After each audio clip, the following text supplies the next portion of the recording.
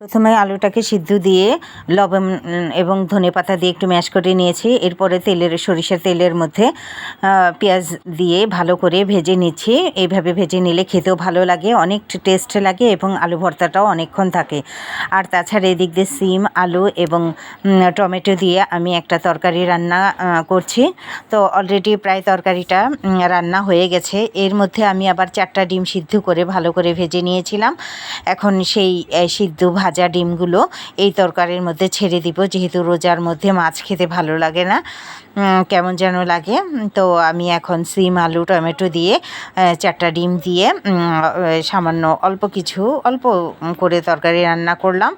তো এখন একটু ধনেপাতা দিয়ে দিব। ধনেপাতাটা দিয়ে আর 1 মিনিট রাখবো, তারপরে আমার তরকারি রান্নাটা প্রায় হয়ে যাবে। তাছাড়া এখানে আমি সিম ভাজি করব একটু, অর্থাৎ আলু গাজর দিয়ে। এখানে প্রথমে আমি একটা তেলের মধ্যে পেঁয়াজ কাঁচামরিচ দিয়ে তারপরে সিম, আলু, গাজর ছেড়ে দিয়েছি। এরপরে হলুদ আর লবণ দিয়ে দিলাম। একটু ভালো করে 15-20 মিনিট ভালো করে নেড়ে চেড়ে দিয়ে আমার ভাজিটা হয়ে যাবে। এই ভাজিটা খেতে আমার কাছে অনেক অনেক ভালো লাগে। আপনাদের কাছে কেমন লাগে জানি না, তবে আমার কাছে অনেক অনেক মজা লাগে। তো আমি প্রায় এই ভাজিটা ঘরে করে থাকি। এছাড়া আমি এখানে একটা কচির লাউ ছিল, মানে দেওয়ার সঙ্গে সঙ্গে একদম নরম হয়ে গেছে। তো আমি লাউটা একটু টমেটো দিয়ে রান্না করছি। তো আজকে আর এখানে চিংড়ি মাছ দিয়ে রান্না করি নাই। আজকে একটা ডিম ভেঙে রান্না করব। লাউটাও খুব ওইরকম একটা বড় না, ছোট, সেই কারণে একদম অল্প করে রান্না করছি। একটা ডিম ভেঙে দিলাম, এরপরে একটু ধনেপাতা দিয়ে দিলাম।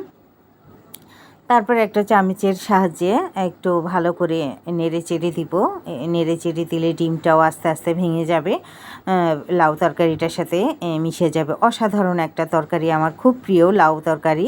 সেটা চিংড়ি মাছ দিয়েই হোক আর ডিম দিয়েই হোক, খুব ভালো লাগে। আর তাছাড়া আমি একটু টমেটো কিউব করে কেটে একটু মসুরির ডাল ভুনা করেছি। এটা গরম ভাত এবং রুটি পরোটার সাথে খেতে অসাধারণ লাগে। তো আজকে ইফতারের মধ্যে এবং সেহরির মধ্যে আমার এই আয়োজনগুলো চলবে। তো কেমন হলো জানাবেন। যদি ভালো লাগে তাহলে অবশ্যই লাইক, কমেন্ট এবং শেয়ার করবেন এবং আমার পাশে থাকবেন। ধন্যবাদ সবাইকে।